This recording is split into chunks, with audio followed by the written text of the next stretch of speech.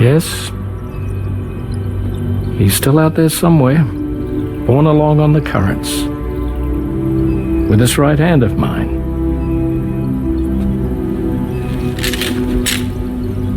It's due to my connection with said missing piece that I can read the movements of the tar. Something akin to a phantom pain. Welcome to Between the Joysticks. Press start and then we're off. Nick and John, they've got the sauce. Breaking news and some hot takes. Even if there's some mistakes, Nick is captaining the ship, while John gives thoughts straight from the hip.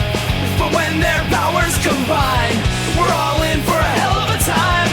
Between the Joysticks is the best. Up to 6 things they will address. Tell all your friends and settle in. Between the Joysticks now begins. Hello there.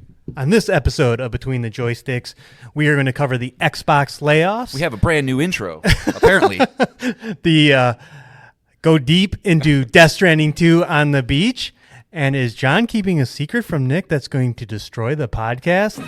Okay. Listen to find out on Between the Joysticks, episode 145. I'm your host, Nick, and as always, I'm joined by my co-host, John. Dude, we really needed some like hardcore music like after that one. Hey, I can always edit, you know. Yeah, you won't though. You won't. Okay, so that's a challenge. Either he's reverse psychologing me into doing it. Yeah, right. Yeah, he's on to me. He's on to me. We're back. I didn't have to kidnap you this time, John. We were in the recording studio and on a normal time. Mm-hmm. Feels good. Yep. I've been starving to talk about video games. Yeah, sorry, my wife forgot how electrical things work last week, so I had to make an emergency trip home to try and fix the air conditioner, which took about 3 minutes of troubleshooting, and we're back. So apologies. Sorry, Nick. All good. All good. Yeah, and again, we have to catch up, and there's big news, so let's get into it. The returning segment, Nintendo Switch 2 watch. John, did you get one? No, I did not get one. Okay. I actually saw one in the wild. Is that the big secret you thought I might have? No, I was just making that up. Oh, okay. Unless you do have one. No, but you Man, I do should've that all the played time into where it. you like try and drop something on me and the podcast, and so I never know, and you seem to keep track of me better than I can. You know what? I should have played it up, and maybe you would have revealed a secret, thinking I knew the secret, and then I would know the secret because you accidentally blurted it out. It's like that thing where you think somebody's like cheating on you. You're like, oh, I saw you kiss Amber, and they're like, no, that wasn't what you thought. It's like, oh, I didn't know. Oh, yeah. Sitcom 101. Yeah.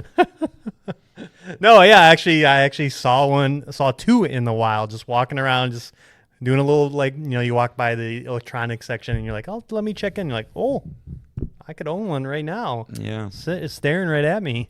Yeah, it's made me realize how vulnerable I am to marketing cycles, and like I have no desire to get one right now. Like, and maybe that'll change, but you know, compared to listeners of the show, go April back 2nd. 3 months, and it's like, oh, I'm absolutely getting one. Uh-huh. But you know, Bonanza's coming out shortly. Previews seem hot. Maybe that's the system seller, but yeah, no, I can still easily walk past one in a store.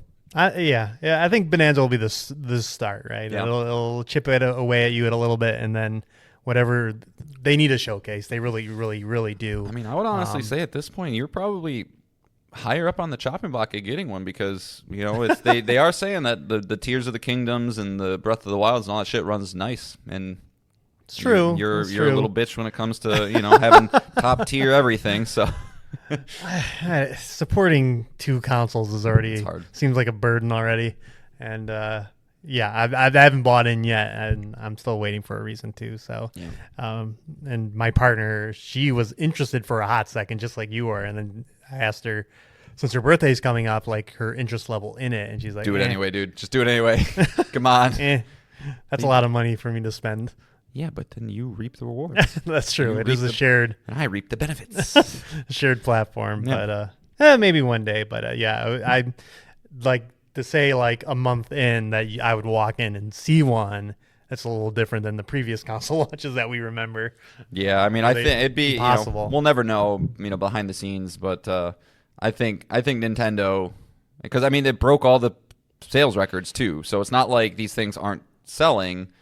they just were fucking ready. Yeah, I think You know? I think it was supposed to come out last year, and I think the delay was so they could flood the market like this and just make sure there were no issues with scalping and Well, that and they our, were and readily our most available. direct comparison was probably the PS5 launch, which was a nightmare. But that was a nightmare for many reasons, COVID being the biggest Right. amongst them. So maybe it wouldn't have been such a big deal. But they out there, man. They out there. They are. And then just one more thing. This happened over the last few weeks, and we kind of forgot about it. The podcast turned 3 years old. Hey, we're toddlers. We're toddlers. June. Okay. I think it was June 12th of 2022 that we started. It's always around E3 season because our very first episode was all about the E3, not E3, Starfield, the open world Sonic game. We talked about stuff like that, but here we are. Does it feel like it's been 3 years? Yes. But I only say that because I think just I'm going to take this to the dad realm for a second, but I can put different timestamps at my life pretty easily when it comes to kids, and my daughters are 3, so it's just like that kind of lines. It kind of lines up, right? Mm-hmm. Sure. But okay. Yeah, sorry. No, I mean, no, it doesn't feel like 3 years. No, it's flew by. It's again, it sneaks in there because we're like, oh, E3, and then it's like, oh yeah, that's right. We also, Well, have it is an funny, anniversary. man. I mean, going back to when the very first couple weeks doing this, thinking like, yeah, we might do this for a month or two, or we'll see how it goes. Maybe we like it, maybe we don't. I would not have put my chip stack on 3+ years. So it's cool. It's cool. Yeah, I agree. It is pretty wild to think we've done close to, well, officially numbered 150 episodes, but 150 episodes, including our bonus episodes, is pretty insane. So, Yeah. All right, well, that's really all I got. So, unless you got something, we can get into how the show works. I got to get better at writing things down because there's many times throughout weeks where I go, next time Nick asks me, do you have anything at the front? I want to bring this up, and it always escapes me at this moment. So no, I don't, but continue on, my friend. All right, so this is how the show works. John and I can both bring up the 3 things to talk about for a total of 6 things. It can be a news item, a topic, a video game we're playing, any of those things, but it can also be an email from you, the listener. That email address is betweenthejoysticks@gmail.com. We'll be reading several of those later in the show. You can follow us on Twitter @JoysticksPod, and you can also comment on our YouTube page, Between the Joysticks. Comment there if you want to be read on the show. And let's kick off with some news. John, I'm going to hand it to you. Oh, we're going big. Okay. So I feel like, do you think I'm the guy that always brings the negative news? I feel like I am. You seem to get more passionate about Yeah, it. So you're like, I'm going to take this. That is true. That is true. I can get fired up pretty quickly. Well, anybody who hasn't been living under a rock that pays attention to video games in the least bit is probably going to be at least a little bit familiar with this next story. But of course, we're going to talk about the overwhelming amount of layoffs that have actually have hit Microsoft over this past week. So just to kind of read, I should have wrote the source down. Forgive me. But Everyone reported on it. everybody reported on it. But this past week, Microsoft has laid off 9,000 employees across its business, with an undisclosed but seemingly large proportion of those coming from the Xbox business unit. This is the 4th major round of layoffs at Microsoft Gaming in the last 2 years. The company first laid off around 1,900 employees in January 2024, mostly from Activision Blizzard King. Following that, 3 ZeniMax Media studios were closed in May 2024, including Arcane Austin and Tango Gameworks, although Tango was later purchased by PUBG owner Krafton and revived, luckily in a last-minute deal. And then finally, another 650 employees were cut in September 2024, again, mostly from Activision Blizzard King. Which leads us to this past week. Jason Schreier, writer over at Bloomberg, he was the first one to kind of, I think, let people know that this was coming. But this is kind of just a little breakdown of the things that have happened. The Initiative, the self-proclaimed quadruple A studio that Microsoft spun up, with a lot of talented veterans of the industry, has closed entirely. They're listed at 56 employees, so not a crazy large team, but... Well, they've been developing a game, Nick. What game have they been developing? Xbox franchise Perfect Dark Yep. that we saw last year at the Xbox Game Showcase. Yeah, so obviously alongside some of these layoffs are going to come other news as well in tandem with it. Obviously games that have been in development for a while are no longer going to see the light of day. Perfect Dark coming from the initiative. Also, we received news that over 50% or about 50% of Turn 10 developers of the Forza Motorsport series they've been let go, so about 115 employees there. 10% of King employees, about 200 jobs, and then there's some other cancellations and things as well. Specifically, like Nick mentioned, Perfect Dark is done. The 2019 revealed Everwild from Rare Studios is done. The John Romero first-person shooter project. John Romero is the creator of Doom. That is done. At least from Xbox, there has been reporting afterwards that they are going to try and find funding elsewhere. So hopefully that game can still see the light of day. But then also Project Blackbird, which was ZeniMax Online Studios, the makers of Elder Scrolls Online. Their next game / IP is done, which was a third-person action RPG in an alien noir setting. So shit's on fire, man. It's one of those stories that not wholly unexpected. We kind of knew that, ever since the Activision Blizzard purchase, ever since that, they spent $70 billion in one fell swoop, they were going to have to figure out a way to make that purchase make sense. They put all their chips in the Game Pass basket. Doesn't seem like that's growing the level that it needs to. So here we are at this stage.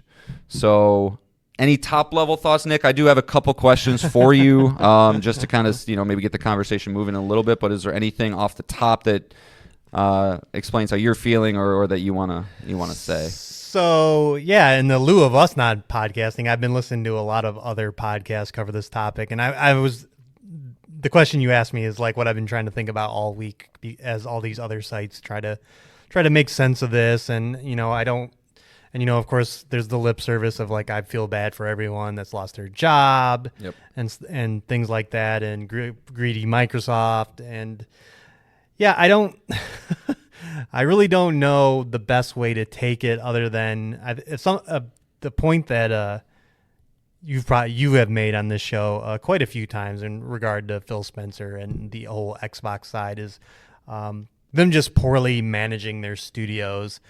Continues to be just a narrative that continues as we see they spin up a whole studio and they can't even produce one game with the initiative and Perfect Dark. That it just seems that and not that PlayStation's any better. I don't think that this is an Xbox exclusive problem, but They're a little better. not full. asked me 3 years ago, I would have said PlayStation's better, but after their live service initiative, Right. not so much.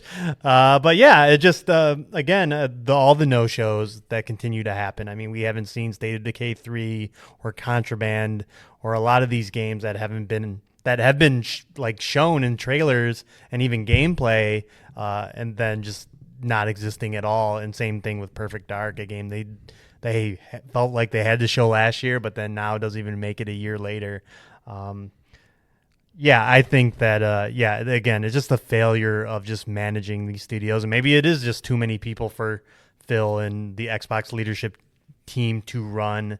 And why they continue, and it's not just even just the canceled games. It's just as a publisher, we clown on Xbox because they haven't had a Game of the Year candidate. It's like they can't bring AAA games to like the premiere stage. It's like the highest they'll get is, I think Hi-Fi Rush is still the highest reviewed game they've released at a 89, and it still is this year, standing with. Yeah, you hate that game. And they do have some wins. Indiana Jones is obviously a win, but that game didn't review as high. Doom's not reviewing as high. South of Midnight, Avowed. I mean, all good games, but not great games. Not the prestige level that PlayStation seems to have year over year with winning. Not only having Game of the Year nominees, but winning, including last year with Astrobot. So yeah, I just think again, this is just and. not only a failure on leadership, but also I do want to say, like, we just don't know, like, where these projects were. Like you said, like, we've seen Perfect Dark, but, like, again, that question, like, maybe they go to the initiative and be like, how long is it going to take to finish this game? And if they go 4 years, $75 million, maybe Xbox is just like, nah, like, it's just not worth it. We won't get the Game Pass subscribers we need off Perfect Dark. You know, it's a vanity project. You know, Perfect Dark is not a prestige franchise, even in its heyday, you know, of Nintendo 64 and Xbox 360. It was never a prestige franchise, so maybe they just said, nah, you know, and same with Everwild, a game we haven't seen in 6 years. Maybe it just was never coalescing, and they're like, we're going to stop work on this and just be done with it. So, you know, there's a lot of unknowns here, but I do think Xbox continues to just not know what to do with these studios. Yeah, no, and I think this is a good jumping off point for what I kind of want to discuss here a little bit, which is, and it's been talking about it for about 11 years at this point, or maybe 10, but I think that this is just a very far down the line domino of them putting all their eggs in the Game Pass basket. I don't think that was inherently a bad decision to make. But if anybody who's been paying attention to the industry for years and years like you and I do, especially on the numbers side, the analytics and financial side, you know that Xbox had a ton of graphs and charts and projections and things of where they expect and want Game Pass to go. And on a lot of those subscription totals got to 100 million by, I don't remember the specific year, it was somewhere around like 2030. We've been sitting at about 30 million for a while now.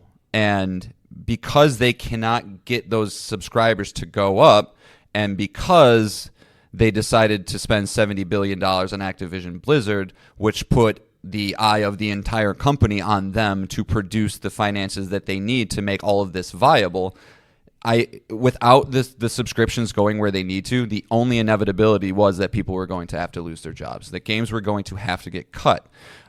They've never went out and said how much money Game Pass makes. Is it profitable? Is it not? They have said like it is profitable, but never give you the numbers that they need.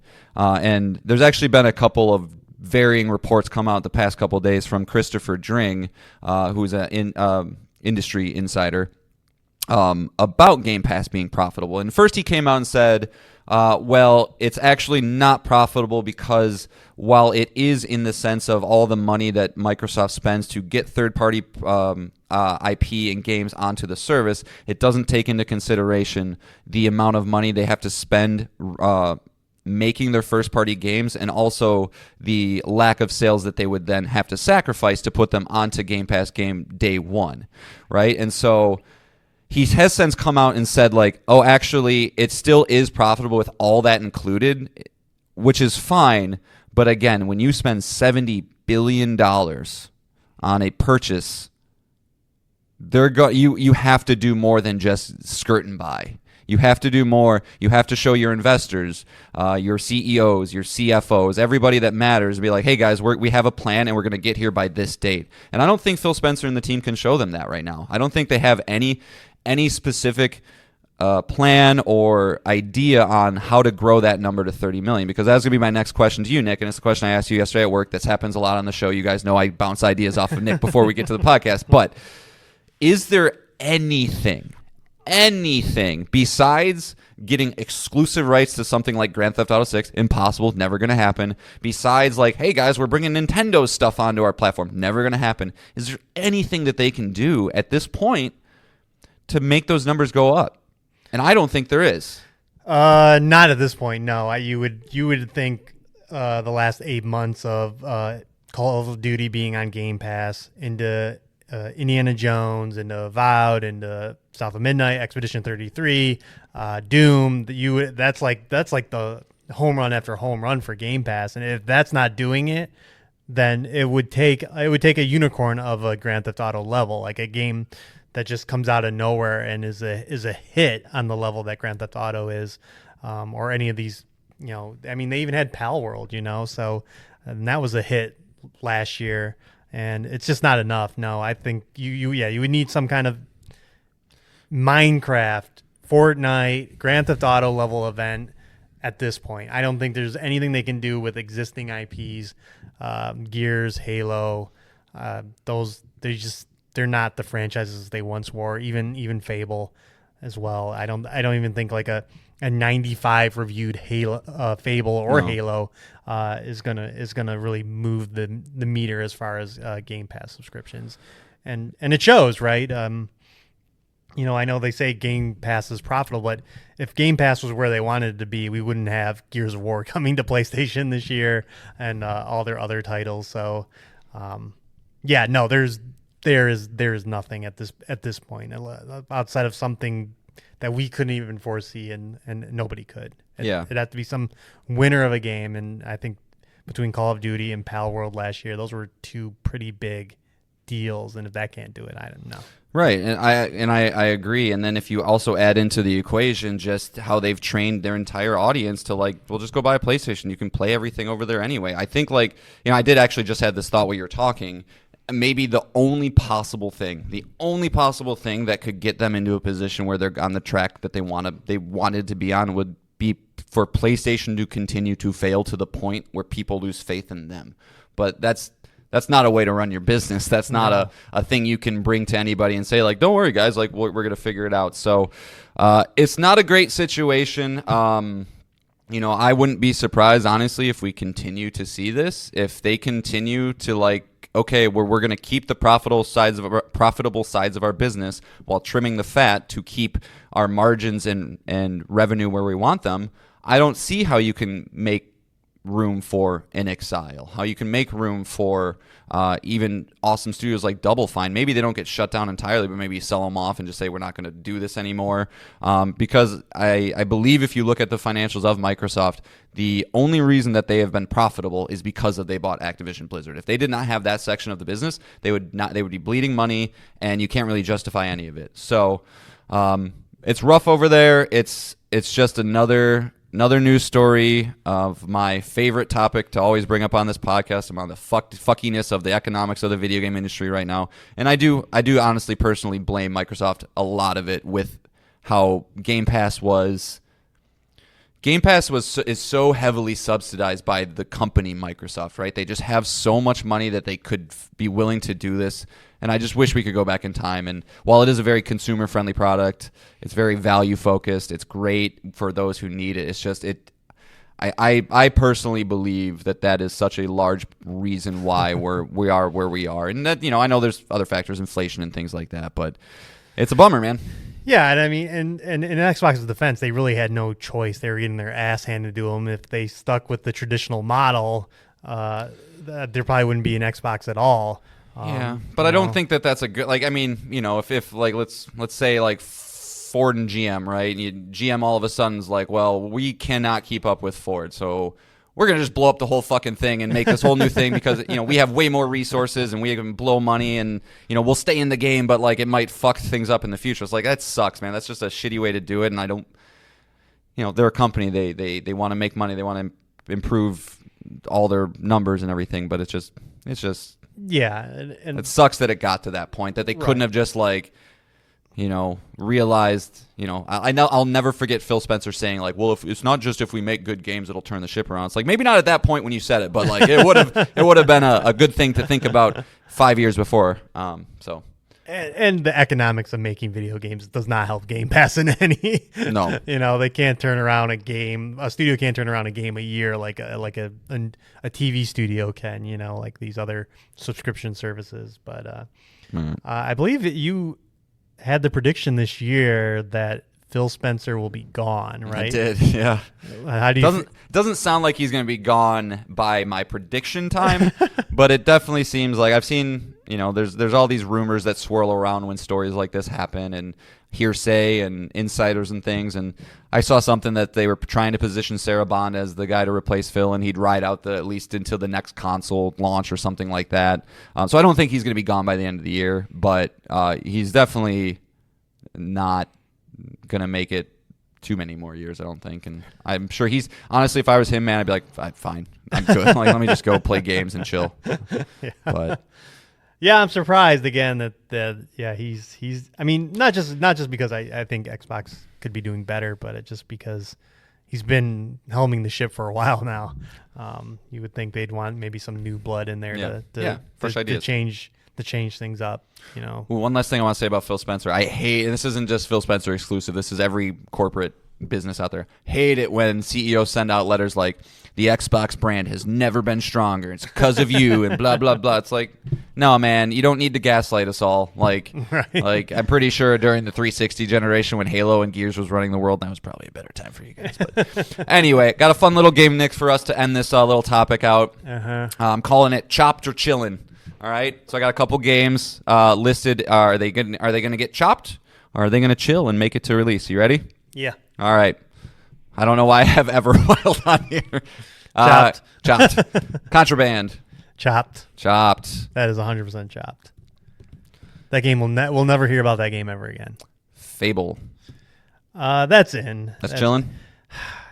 It sucks that it wasn't at the showcase this year, but they have talked about it. So, and it's Ooh, he's unsure. Yeah. I know that's a hard one. It would be wild because that game has been shown a lot compared to these other games. I think it's still chilling. I think it's chilling too. I do feel your. We haven't seen a lot of it, but it has had a lot of trailers. That would be the one game that the executives would, when they're at the war room table, they're going, This one has to go, like as in get to release. It's just too it's too valuable for them. And it is part of like their anniversary celebration next year. 25 years. Yeah, it's an OG, Xbox. baby. It's an OG one. Fable, Gears, and Halo are all OGs. So yeah. I know we just saw this one, but I think it was dated for a little far off. Clockwork Revolution. Oh yeah, that's chilling. That's chilling. That trailer. I thought that game was coming out like next month. Yeah, it was like a 6-minute trailer. How long and how much they showed on that trailer. So State of Decay 3. that is getting cut. Ooh, sorry guys. Sorry, State of Decay. This one, I think that we just kind of got confirmation that it is not getting chopped, but we'll throw it anyway for fun. OD from Hideo Kojima. No. It's chilling. Yeah, no. They need Hideo Kojima. They need him. Yep. It's a big name. Gears of War E-Day, I think I'm not even going to include that one. And then this one, it's definitely probably coming, but I don't know. But Elder Scrolls 6, it's not going to get chopped, but I wonder if they need to really be a little more tender with it and just make sure. I would say the response to Oblivion guarantees that game is chilling. All right. Well, sorry, State of Decay 3, and sorry, Contraband. Nick says you're getting chopped, and I agree with him. Yeah. So that's easy. Yeah. Well, who is Xbox's best studio? If before Doom: The Dark Ages, I would have absolutely said id.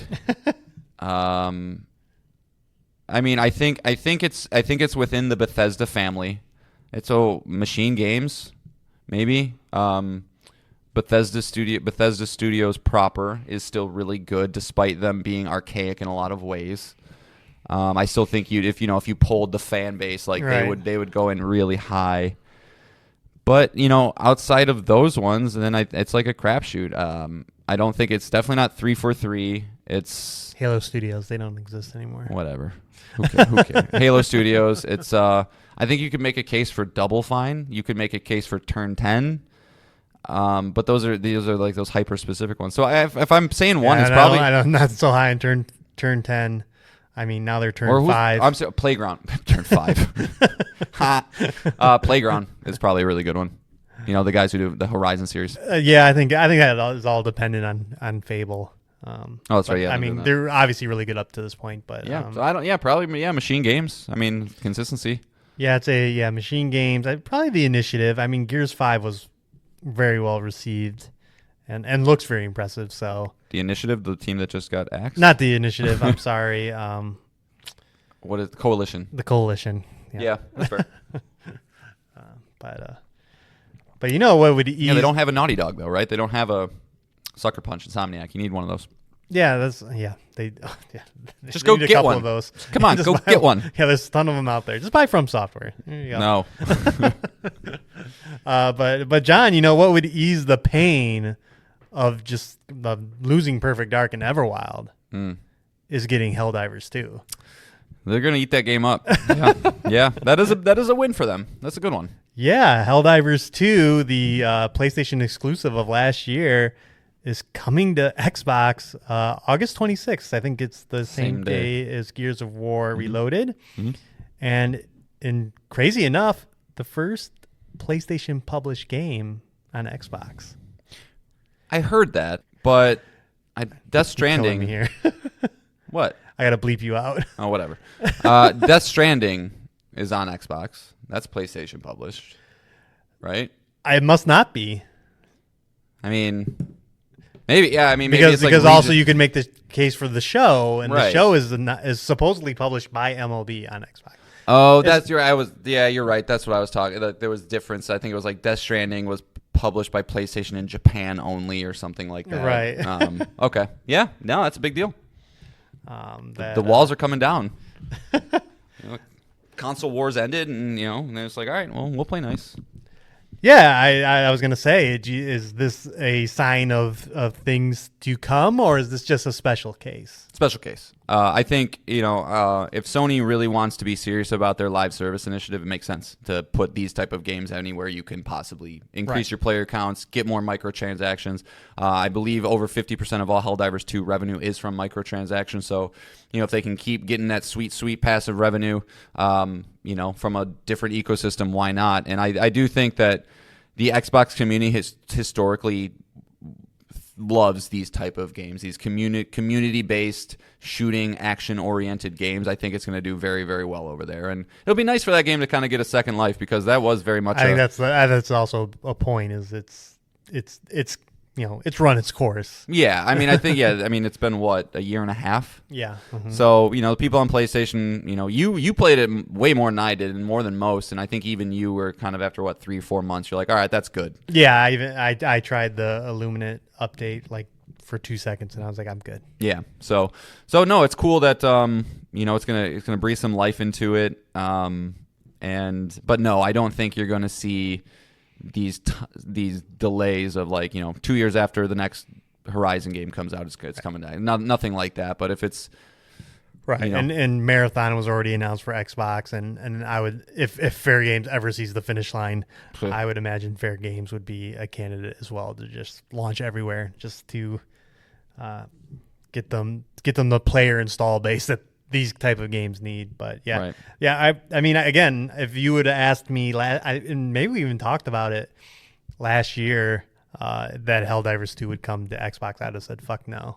Yeah, no, because there was no reason. And there was no reason for PlayStation to do so, and it was such a driver for people to get PlayStations as well. If you didn't have a PC, is like, that is a PlayStation 5 game. You can't play that on PlayStation 4 or any older console, so it was a system seller for a brief minute there. I do want to go on the record, though, and say that I do fully support PlayStation putting their games elsewhere. I think, why not throw their PS4 generation exclusives on the Switch too at this point? Get that sweet passive, like Days Gone, have at it, right? Like who cares? Even Horizon Zero Dawn, throw that on Switch, throw that on Xbox. I think that's great. Like anybody who gets protective of the exclusive stuff is a little weird to me. It just gives them more. That's revenue. Another game is the Lego one, Horizon game, but that was just on Switch, so that was a PlayStation game published on Switch. Yeah. Weird times. No, but it's just extra revenue for them to pump into the things that they hopefully can make our games a little bit better. So yeah, and it's just, again, the economics of video games. It just makes it just a smarter choice. Did I ask you about Blade for the Chopped or Chillin'? No. Blade. Yeah, Blade's a good one. Man, that was not last year's, the year before that's Game Awards. Yeah, that's a tough one. Yikes. God. Hopefully it does better than the movie's doing. I think so. But I think they were upfront after the Game Awards. That was this is as early as an announcement as it gets. Yeah. So, and just as weird, Marvel seems to force people's hands to announce their projects way early. It seems like every Marvel collaboration between any publisher and studio seems to be announced. Well, just look at what they do with their roadmaps for their movies. It's like, hey, this is coming out in 2074. Right. It's like, okay, cool. Right. But yeah, I think that game's coming. I want it. I want that game to work out, unlike the movie. Oh yeah, it's gonna work out. It's work out nice. All right, so let's move on to our next topic. hot new release, Death Stranding 2 on the beach, the latest entry in the Death Stranding franchise, following up the 2019 video game, and also the latest game from Hideo Kojima, the famed creator of the Metal Gear series. And this game follows is a direct sequel to Death Stranding 1. You are resuming the role of Sam Porter Bridges, played by Norman Reedus, who, after connecting all of the United States to the chiral network, the internet, is now... It's the internet? Basically, yeah. Oh, okay. He is now hung up his Porter ways and is hanging out in Mexico with the BB, Lou, until Fragile stops by and continues the adventure, which finds Sam reconnecting the world once again. And I do want to start with the beginning of the game because famously, Death Stranding is a famous game on this show because the Wheel has chosen it for both John and I. The Wheel was this evil entity, which we would come to call it, because we would put a list of games, like the games we were going to play next, and it would always land on Death Stranding. It was like a BT was physically there, just moving the wheel, saying, "Play me." play Kojima's game. And famously, John and I both bounced off of it, including John never going back to it, and me finally completing the game for the first time ever this year, the same year that this game is coming out. And I will say, I think they got that feedback, because the onboarding of this game is so much better than it was in the previous game. First things, just the story alone, like this prequel section is you, Lou, the BB, and Fragile. Nobody else. In the original game, it was like, hey, this is Norman Reedus, Sam Porter Bridges. Here's Dead Man. Here's Die Hard Man. Here's Mama. Here's the President. Here's Emily. Like, learn all these names, learn all these systems, and then go out in the world, and you're like, There's so many proper nouns going on. I don't even know what the fuck I'm doing. But sure, I'll deliver packages for this group of 6 people. And the game does, like I said, you start with one character, and then as the story gets going, they slowly introduce the rest of the cast. And I think that helps a lot with understanding the batshit insane Kojima story, and B, getting to know these characters better on an individual level. I think it does a great job of that. And then secondly, the intro to mechanics is a lot easier. The opening section isn't as difficult as in previous games.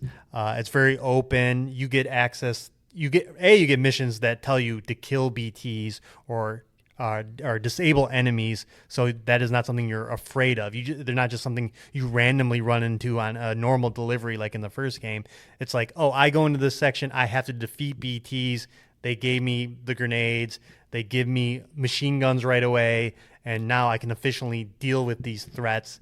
And so the onboarding, the friction that kept like John and I from enjoying the first game, it's not there. And then again, like I said, Mexico, they give you access to vehicles immediately. The terrain is very bright and inviting. As far as like terrain, there's rocks, but it's not mountains. There's rivers, but they're not insane. And then they slowly introduce you to some of the new features, which is when it rains, it can cause flooding, or you can experience earthquakes, just random tremors in the game. And I think it does a good job of like going, hey, this is the section. And also the mission structure is just do these mission. There's no side orders. There's no other distractions. It's like they want you to get through this section, do what we want you to do, and then when you get to the next continent, Australia, then we're going to really start throwing in all the other objectives. And I really do appreciate that. When earthquakes happen, does the earth split apart? No. Kojima. Come on. No, there's no terrain deformation like that. It's just obviously your character will, the game is about balancing and carrying a bunch of packages on your back. So obviously that is affected. And then if you're near any kind of rock formation, rocks might come down and you could potentially be hit by them. Okay. But yeah, there are new systems in this game. There are passive upgrades, kind of like you're playing in an Oblivion game or an Elder Scrolls game. Like in Elder Scrolls, if you use the bow, your archery skill increases. Same thing here. If you use assault rifles, if you sneak around a lot, if you carry a lot of packages physically on your back, you'll start earning these passive stats. And I don't know if I've really noticed the difference, but you do see it. It's like, oh, hey, you carried a lot of packages, so now your carrying skill's going up. So it should be easier to carry and balance packages. Or, hey, you're using assault rifles a lot. Now your assault rifle skill is going up, which is, for RPG fans, one of those things that you like seeing those numbers go up. Oh, yeah. And then it introduces also this A-Pass system, which is just passive upgrades that kind of you can tailor to the way you play. So if you are more combat focused, you can have like every time I pull up my gun and it's even within even just a couple of feet of an enemy, it'll auto lock on, or just if the carrier will not drain my battery as fast and stuff like that. There's a lot of like just more ways to like customize the way you play as Sam Bridges, and I believe the reason that's good is because the game is moving into a direction of Metal Gear.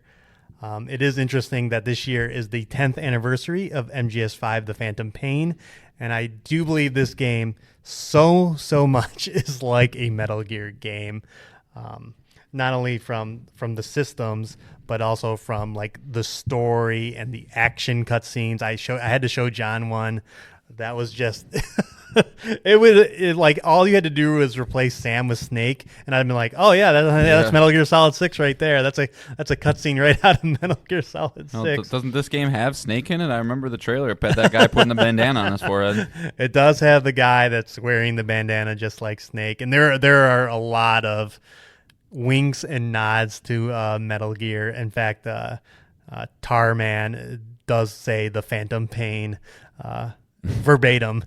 With a little wink. Seriously? Yeah, he does. I feel like Kojima's just like, come on, sue me, Konami, sue me. And that extends to the gameplay as well. Like there are weapon levels. There is crazy gear. Like in MGS5, the Phantom Pain, your fist could shoot like a rocket, and you could punch people in the face with this remote-controlled rocket fist, or you could go into a mission with the bikini-clad Quiet or the dog that slashes throats. Same thing here. Like you can have holographic grenades or set traps or a bola gun that's electrified, and so it like spins around them, and then when the bolas touch, they get electrified.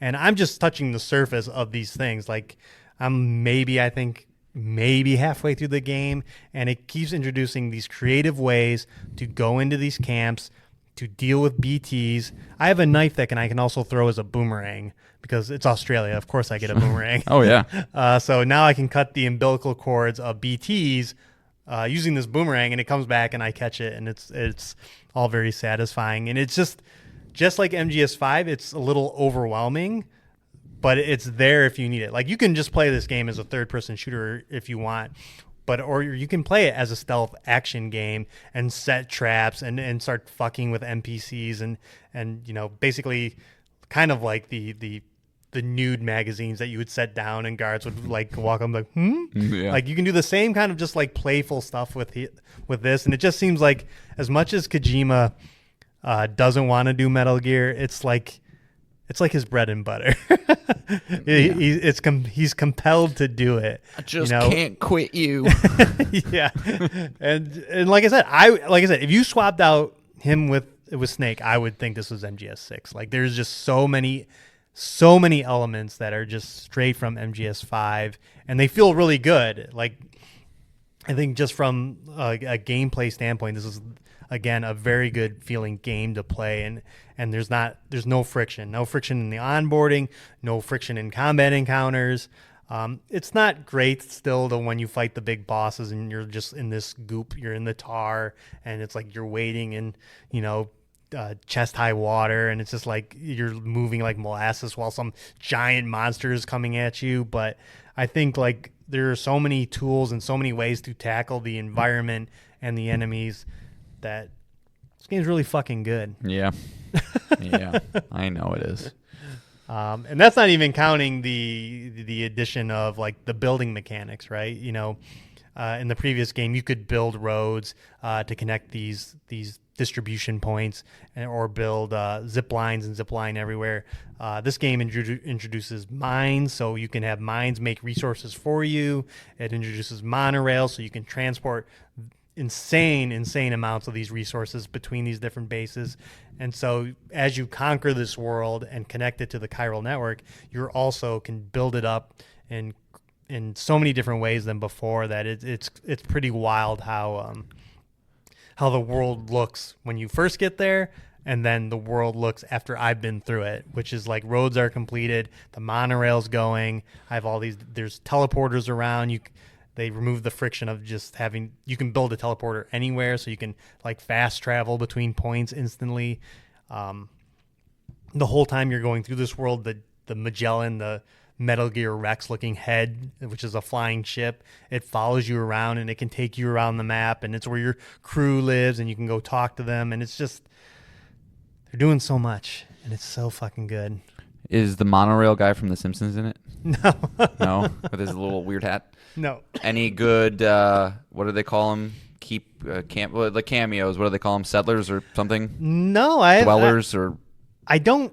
They seem very Japanese focused, and I don't know I haven't gone and looked and seen if they're like trying to include like developers on the game. From what I've seen, it was a decent amount of not necessarily developers on the game, but like famous Japanese developers that you would not just recognize by sight. Right. Like, that seems to be what's Ida going on. or Iga. Oh, never. I wouldn't have known. Right, and is he in it? Is he in it? I don't know. That's what I'm like, somebody like that. Yeah, the only one is the one we've seen before, and that's the guy who played in the Eternals, the guy with the fist, and he's in The Martian and a couple other things. The guy with the fist from Gilgamesh. He's in the Eternals, the Marvel movie. Yeah. I don't know his name. Sorry. I don't either. But he's in The Martian as well. You recognize him instantly when you saw him. He's a great actor, but no, nothing too crazy yet. Ma Dong Seok. There's That's his name. there are 42 of these things, so I'm sure I'll find some. Sorry, his name's Madong. Sorry, bud. And yeah, even like a system from MGS5. Remember, you could tie a balloon to anything, right, and it'd fly away. And one of the mechanics in that was rescuing animals. You rescue animals in this as well, and bring them to a reserve. Then those animals you rescue start appearing there, and you can go to your reserve and be like, oh, look at I rescued an echidna and a kangaroo, and now it lives here, and it's cool. I can visit it. So there's just like a lot of that stuff that reminds me of MGS5 that's in here, and is giving me the Metal Gear feels, and that feels really, really good. Because again, remember, I ranked Metal Gear Solid 5 my second favorite Metal Gear game. So if this game's giving me those vibes, of course I'm loving it. And that's not to mention that this game is incredibly gorgeous. Yeah. I had to show John a video of a scene where you're like in a amusement park, and but everything is sparking. Yeah, everything is sparking and spinning, and it was just like I was just taken aback. I even had to show you the opening scene of the game where it just zooms out on Sam on this giant mountain in Mexico, and you're just like, holy cow! Like, this is not that Death Stranding 1 was a visually bad looking game, but it was very like dark and very like that New Zealand like landscape, very wet and rainy, and then snowy mountains, and it was serviceable. But the difference in terrain and variety here, you get jungles, you get riverlands, you get deserts, and all that here, and it's just gorgeous, and it's running great. Obviously on my PlayStation 5 Pro, it's no slouch. I'm 60 frames per second, everything turned up. Just a beautiful looking game, and again, it's like I had that feeling like I had with Indiana Jones. It's like I just want to play this game more. more. And I'm really taking my time. Like I said, I get to an area, I add it to the network, and then I'm starting to build the roads and make it easier to get between all these shelters and see everyone. But does it have Game of the Year potential? yeah, I wouldn't be surprised. Yeah, it dropped down back to an 89. So, but yeah, I think it would be. I mean, for you. Yes. Does it? It's okay. Oh yeah. Okay. Yeah. I would say this and Indiana Jones are by far my two favorite games here. Not Expedition. I don't think it'll make it by the end of the year. Sure. With games like Ghost coming. Sure. So, but yeah, that's kind of all the things I wanted to touch on. It's I think I saw a thread on, I think it was the gaming subreddit about nobody makes weird games anymore at this level. And I was like, well, you still got Kojima for a couple more years doing it, because this game is very weird and really out there, but it's fun. It's fun.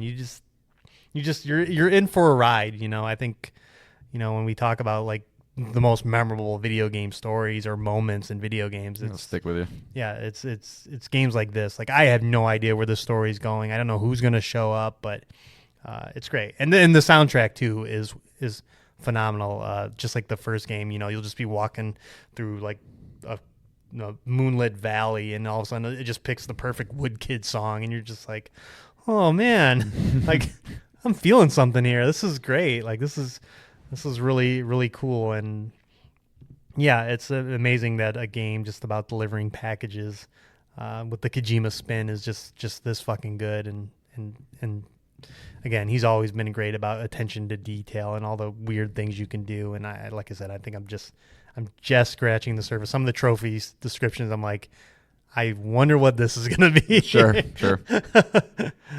Because it seems really out there as far as like descriptions go. So enjoying my time. How many hours in?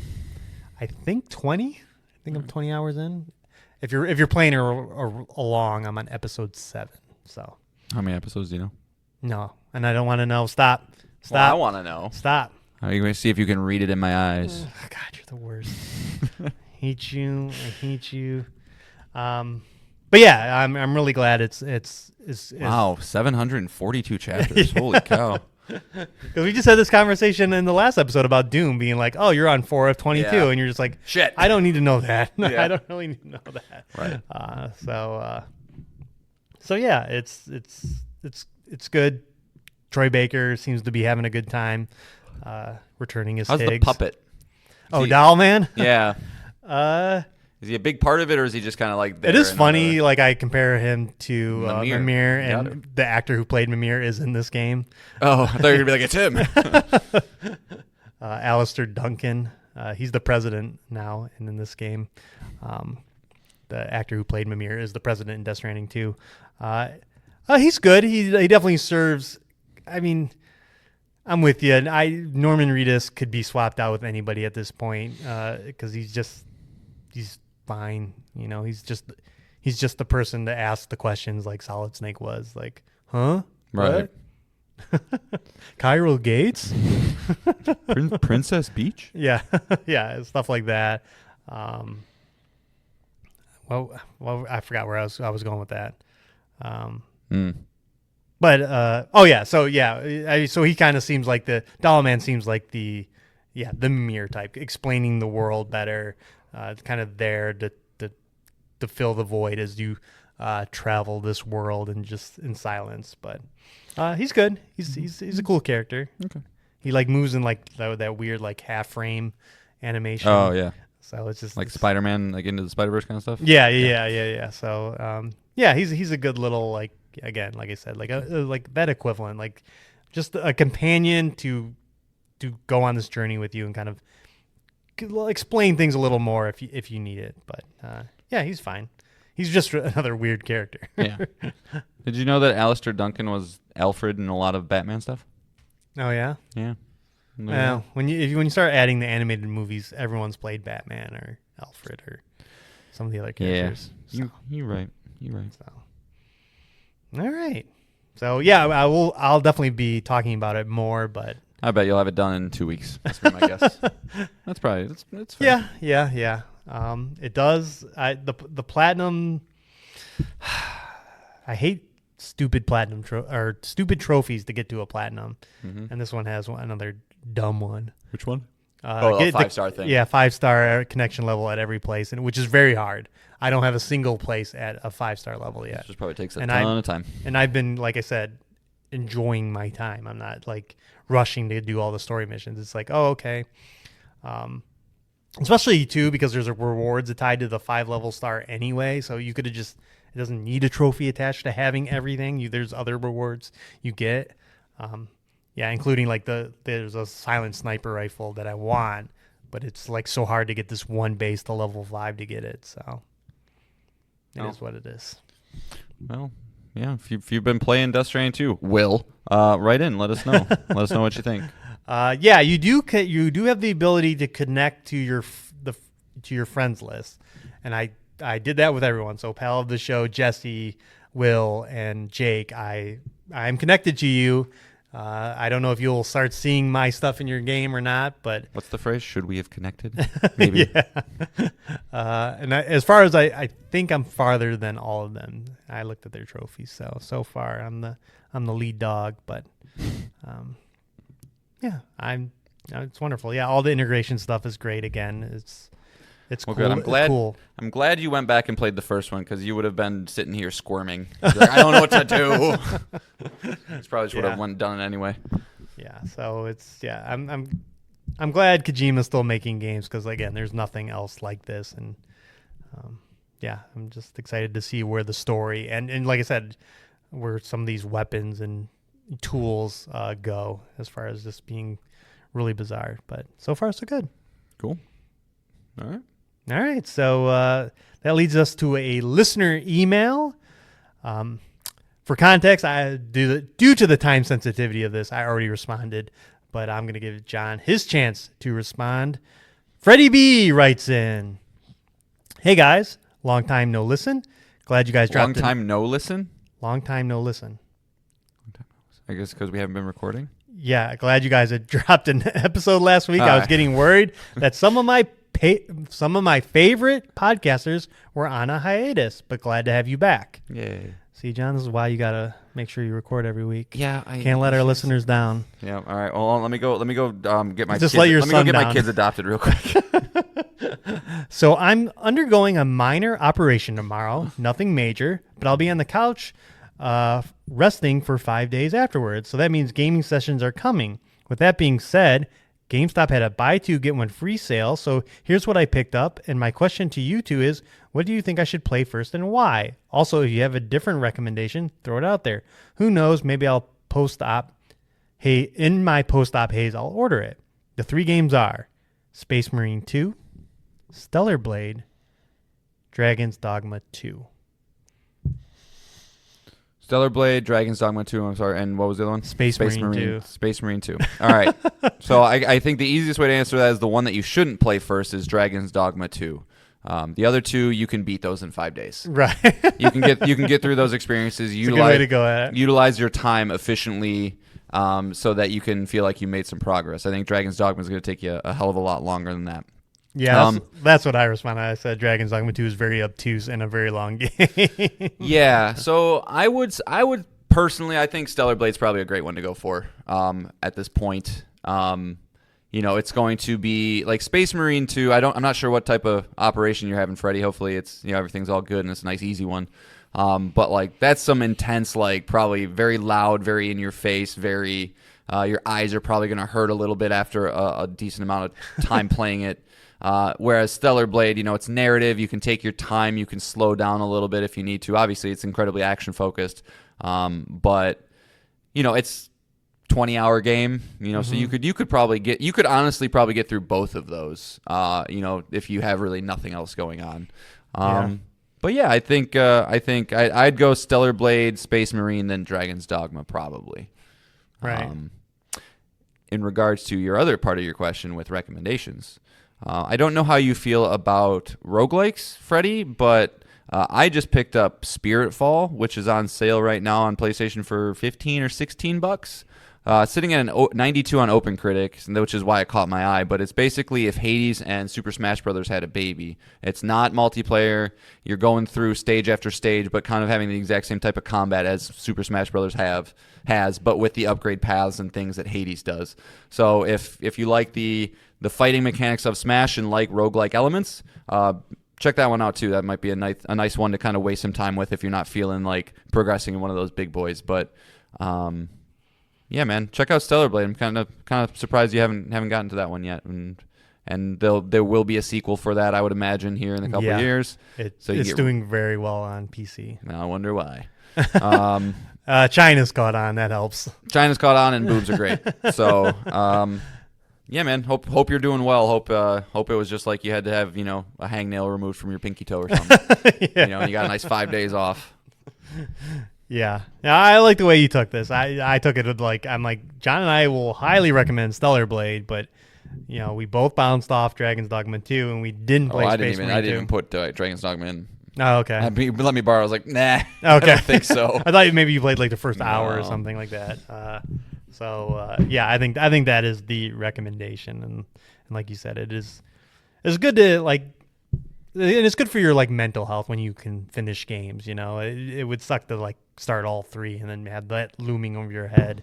Yeah, nice. don't. I mean, the other way to take it, is like unless if you really want to jump into Dragon's Dogma, is like, well, yeah, you could then just, anytime I approach a huge game, it's always a very big relief to have that first or second play session be a very big long one, right? It gets you into it. It gets you familiar with everything. You get yourself acclimated to all the systems, how the game works, so that every time you pick it up from that point on, it's not like this, okay, what was I doing? Where am I going? Right. How do I play this? So there is that as well, but I still think it'd be a good idea to get 1 or 2 off those lists if you can. Yeah, I agree with you. Yeah, great question.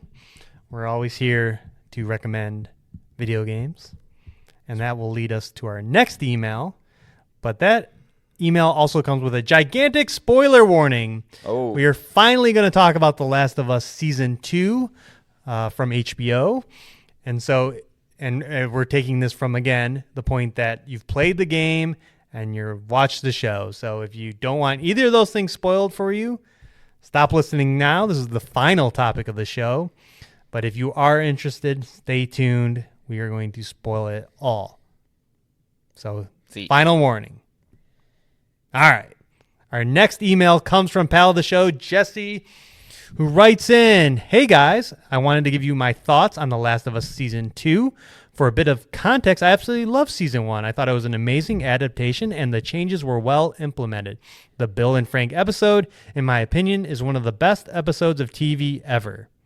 Yeah, ditto. I didn't like what I watched of Season 2. I stopped watching after the Nora scene and have no interest in finishing it.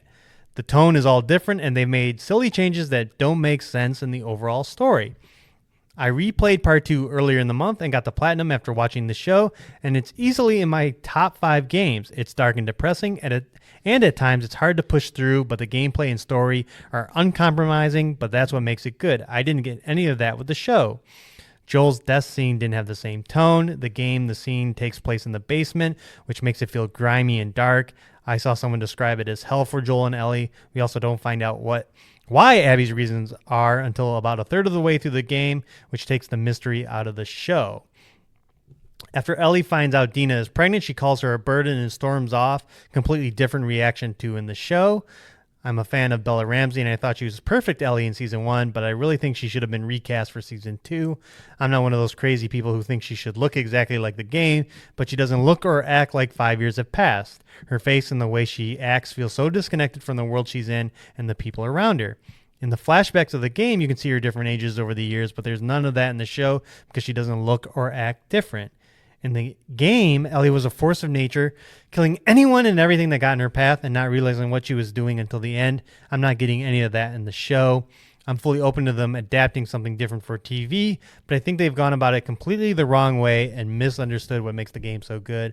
I'll probably watch the rest of the season eventually, but not for now. I'm satisfied with finishing the game." Yep, perfect synopsis, no notes. Cut, print, good. Yep. Yeah, I think that he touched on everything. John and I, like you said, just feel the same way. We think two big issues with the story is obviously, like you mentioned, the reveal of why Abby did it. It's established in the first episode in the show, which is the complete opposite of the game.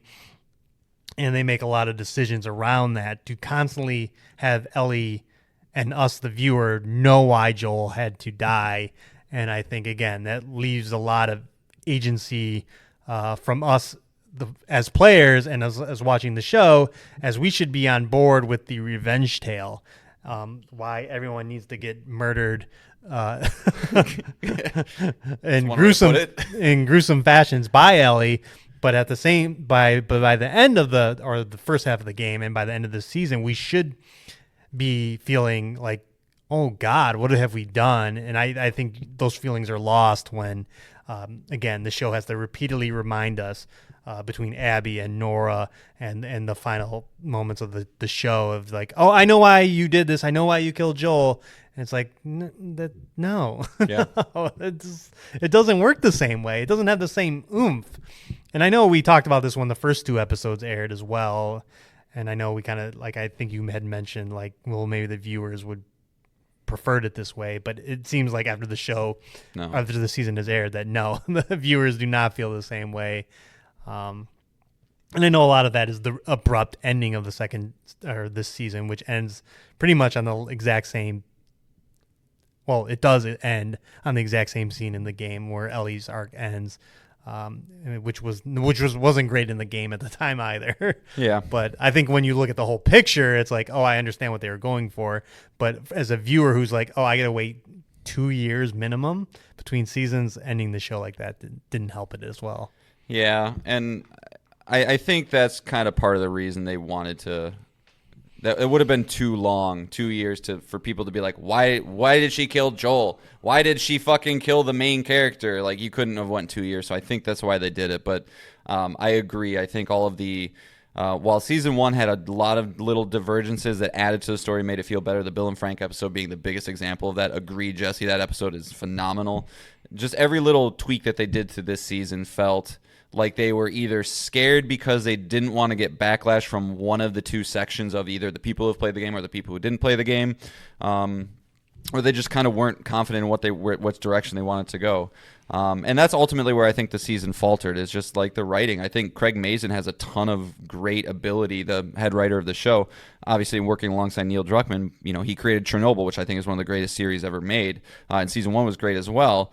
But it felt like he lost the through line a little bit with what makes Ellie such a compelling character, and Bella did the best she could, but yeah, wrote her into a corner. Like I don't remember the specific line that was said, but like the very first moment you see Ellie in this season, like she's acting again the exact same way that she did in season one, with the bubbly little 13-year-old make a joke out of everything type of thing. And there's glimpses of that in the second game, but I believe it's almost exclusively before Joel gets killed.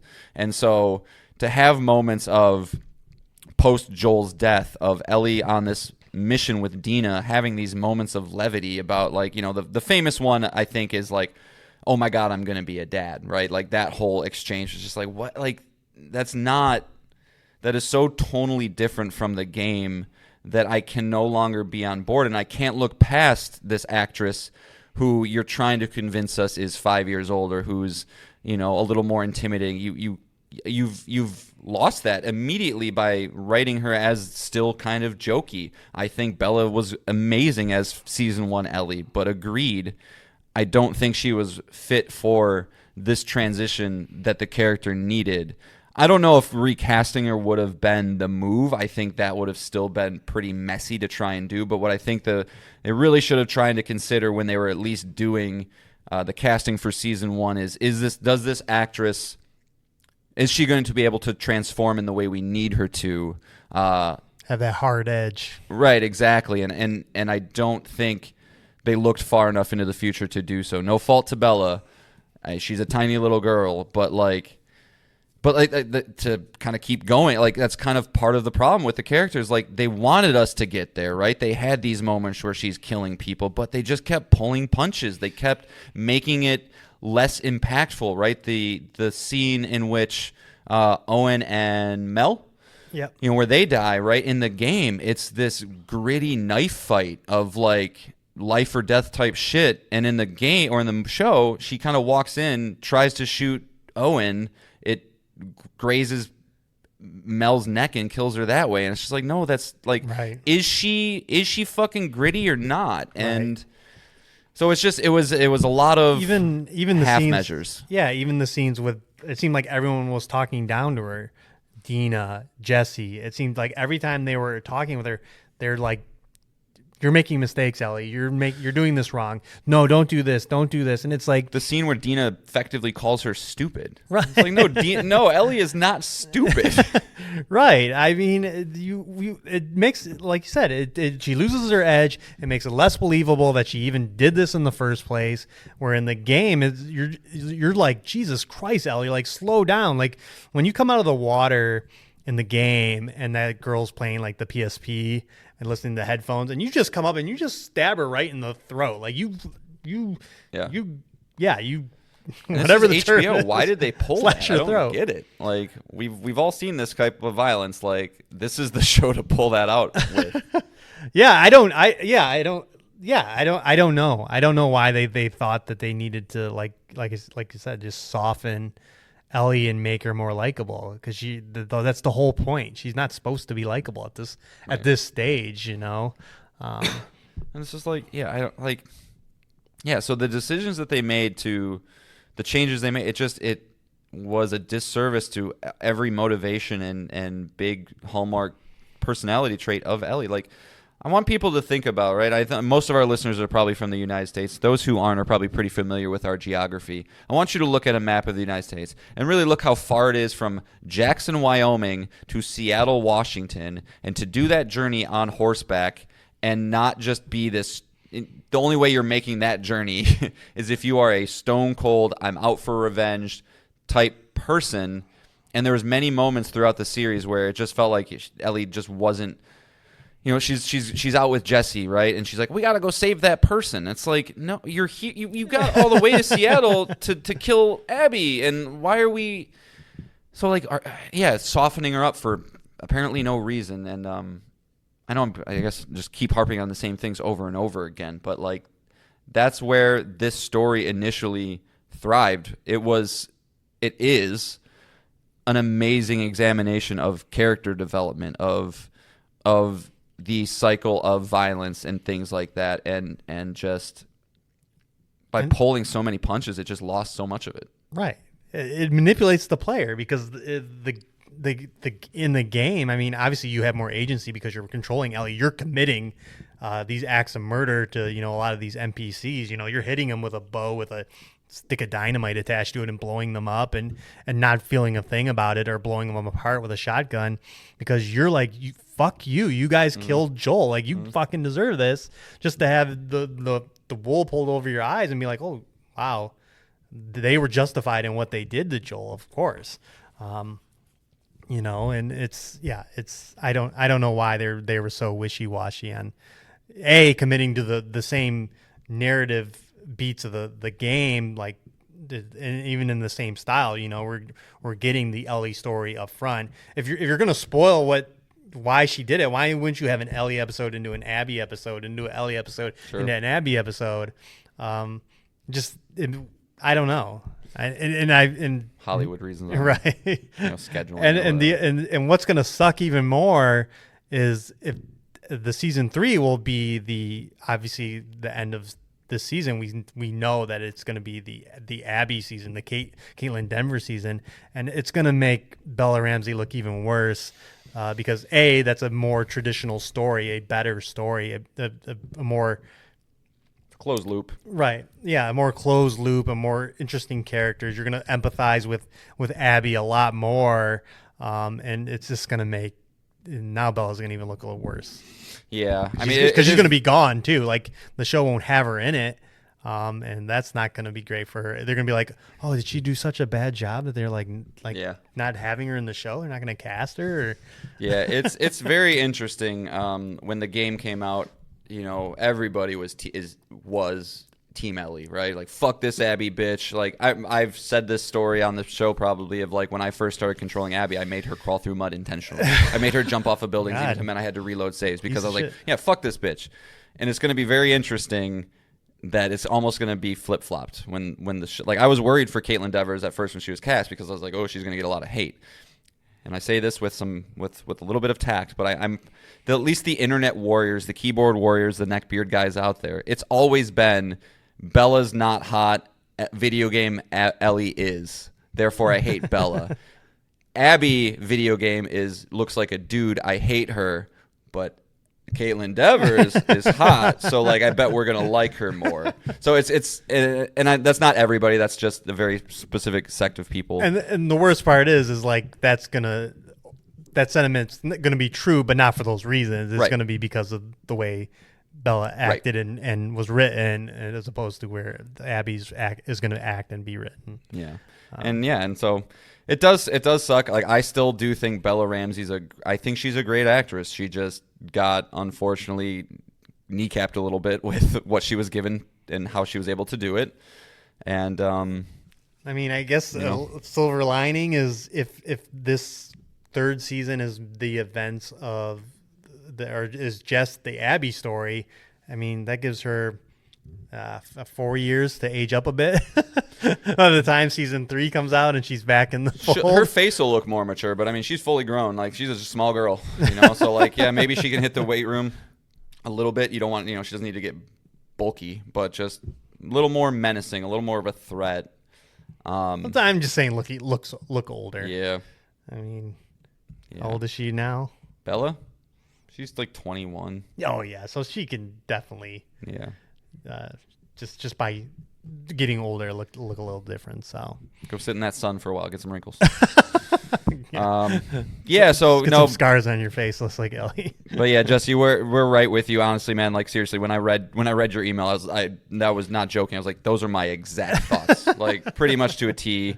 I probably only finished the show because of this podcast and because to talk through it with Nick. Like I never felt compelled every single week to go and we love the property. It. I mean, I would just have to see. I gotta, have to know. Right. Like I have to know where it goes, and I'm not gonna lie. I mean, I still had chills when they were in the theater and the "I Let You Live" scene. That Kaylin nails it, of course, and it was just like, fuck, dude. And I did enjoy. I enjoyed. I would maybe say the one thing.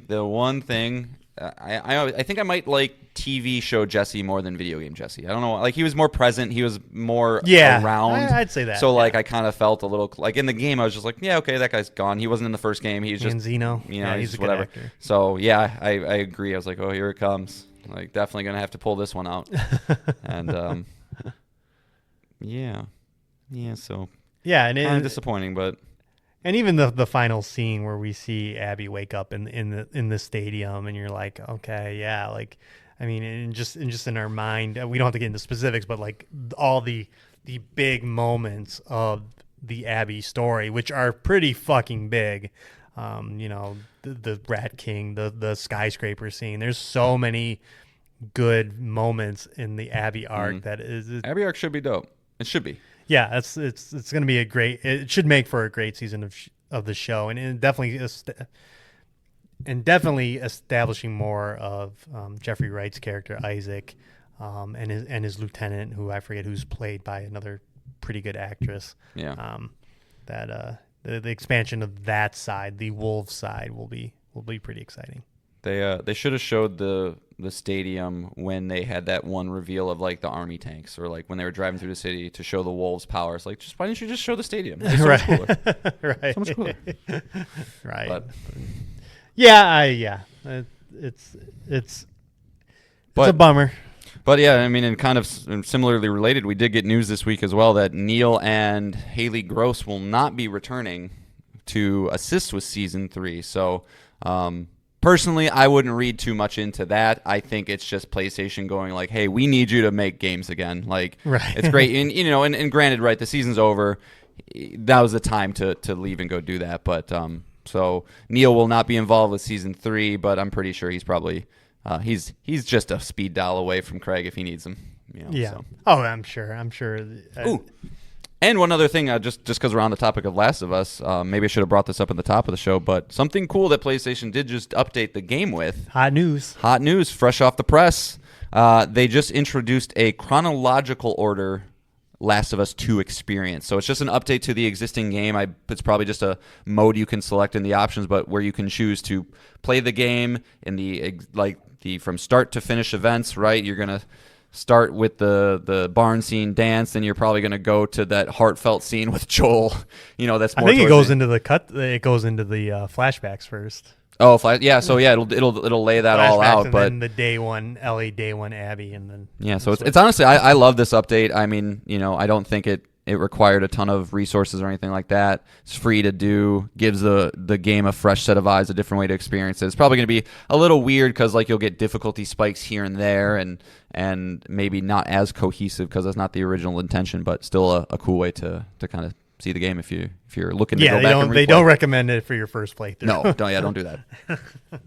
But the IP is still strong.